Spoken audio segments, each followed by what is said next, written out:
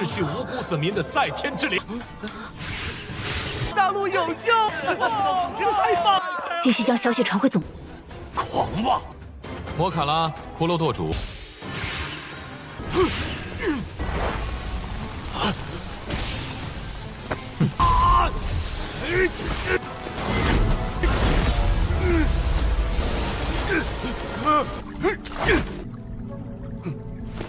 我信你个鬼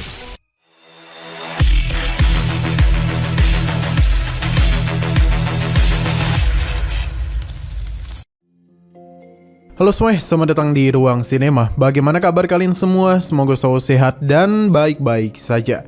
Sesuai jadwal, jadi pada hari ini kita akan kembali melanjutkan series Donghua Martial Master episode terbaru. Yang mana ini adalah episode yang ke-621. Bagi yang mau bergabung dengan series ini, kita sudah sediakan playlistnya. Jadi kalian bisa mudah mencari di mana episode awal dari series ini. Sebelum kita mulai episode terbarunya, kita akan melihat dulu apa saja yang terjadi pada episode sebelumnya. Tepatnya pada episode 620.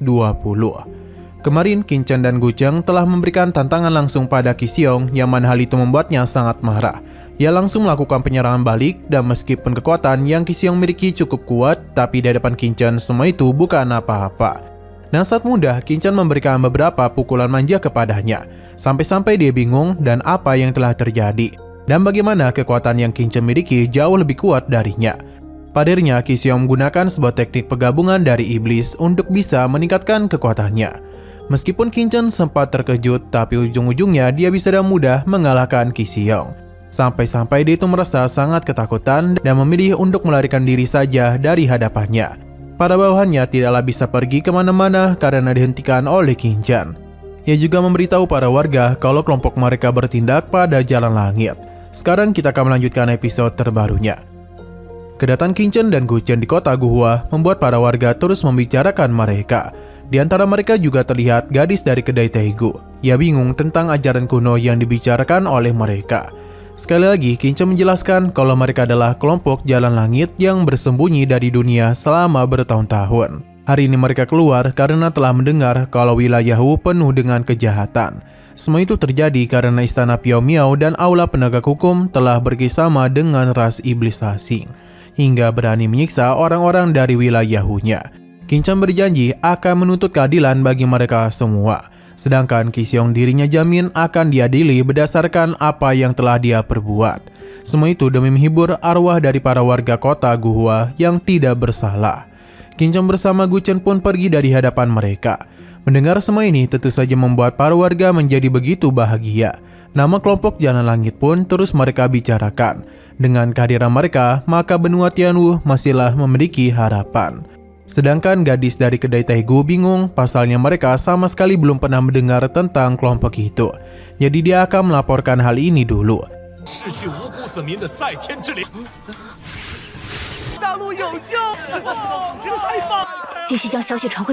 Sementara itu, Qi-Xiong telah berhasil melarikan diri. Tapi dia itu sangatlah kesal kepada kelompok Jalan Langit. Karena telah diperlakukan sampai seperti ini hingga berani menentang aula penegak hukum. Qi-Xiong berencana untuk memberitahukan kabar ini kepada markas. Tapi suara Qin-Chen mengejutkannya. Karena baginya ia tidak akan bisa berbuat apa-apa. Qin-Chen dan Gucheng pun muncul. Qi-Xiong tidak habis pikir karena lokasinya dengan mudah ditemukan. Itu sangatlah mudah Qin-Chen lakukan, pasalnya mereka hanya perlu mengikutinya dari arah belakang. Sebenarnya mereka sengaja membiarkan Qi-Xiong pergi. Qin-Chen memintanya untuk menyerah saja karena dengan begitulah ia tidak akan merasakan siksaan darinya. Qi-Xiong tidak peduli dan langsung melakukan sesuatu untuk bisa melarikan diri. Qin-Chen pun meminta Kulodao dan Mokara untuk menangkapnya. Qi-Xiong terlihat terus melarikan diri, tapi dia itu langsung dikejutkan oleh sebuah serangan dari arah depan maupun belakang. Yang mana kini akhirnya Qi-Xiong pun sudah tidak bisa kemana-mana lagi. Ia juga terkejut karena Mokara dan juga Kulodao bisa menggunakan teleportasi ruang. Mokara, Kulodao舵主。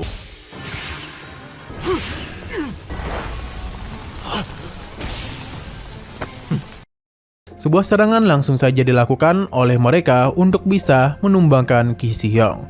Melihat hal itu, dia pun mencoba untuk menghancurkan kurungan ini. Tapi apapun yang dia lakukan, semua itu sia-sia saja. Bahkan Qi Xiong mencoba untuk menggunakan seluruh kemampuannya, tapi tetap tidak bisa menghancurkan penghalang ini. Pada akhirnya dia pun memilih untuk menahan sendiri serangan dari Mokara dan Kulodao. Tapi hasilnya sudah jelas kalau serangan itu terlalu kuat baginya.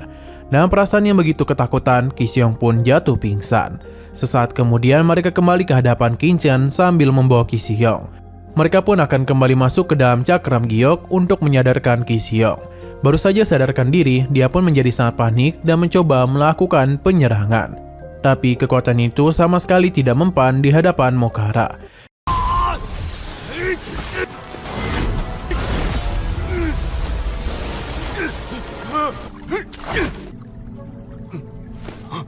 Ia menjadi sangat kebingungan di manakah dirinya sekarang karena tidak pernah melihat tempat ini.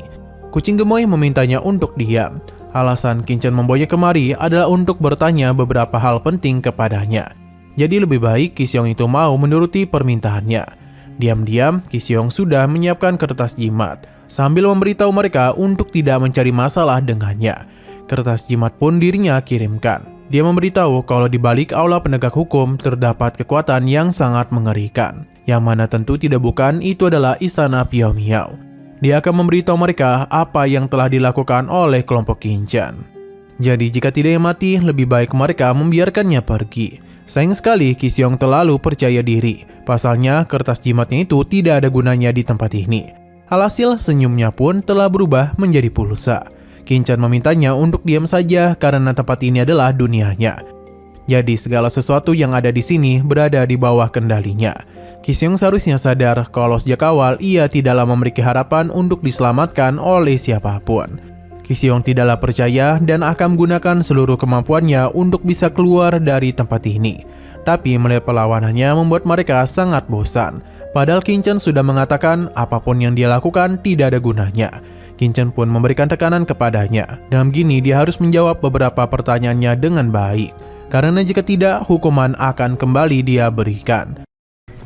别浪费精力了，根本发不出任何讯息。我信你个鬼！乖乖回答本少的问。 Karena dia terus melawan, Mokara pun meminta Qin Chen untuk menyerahkan Qi Xiong kepadanya. Karena untuk apa juga mereka membiarkannya terus berbicara. Alhasil beberapa penyiksaan telah dia berikan yang membuat Qi Xiong merasa sangat kesakitan. Namun sayang sekali lagi sore-sorenya, episodenya pun harus bersambung dulu. Tapi sebelum kita akhiri seperti biasa, kita akan melihat preview bagian selanjutnya.